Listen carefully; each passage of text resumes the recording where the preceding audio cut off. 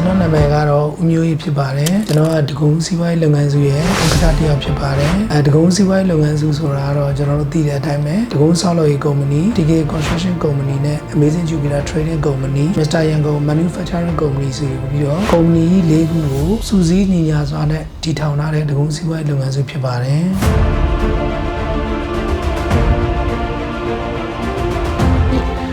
မြန်မာနိုင်ငံတင်မောသားအဖွဲ့ချုပ်နဲ့ကျွန်တော်တို့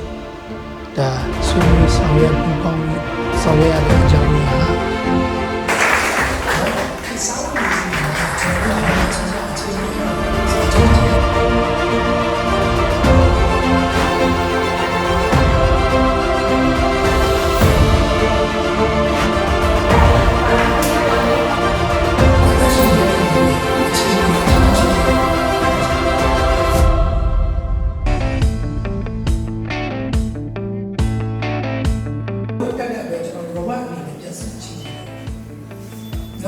ဈေးနေတော့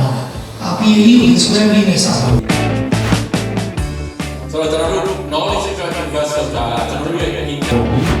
နော်အခုတော့ machine ပြောင်းနေတဲ့ business ဖြစ်တဲ့ဥပဒေအရတော့စာရွက် file size ကိုလည်းကျွန်တော်တို့ဝင်လာတယ်ကျွန်တော် maintenance မှာအများကြီးအခက်အခဲရှိတယ်ဒီလိုရှိတဲ့လေတွေမှာလူပေါင်းပေါင်းလို့ကိုမကျော်ရှိတဲ့လေတွေမှာလူပေါင်းပေါင်းလို့ကိုပြည့်စည်ရတာကိုညာပါ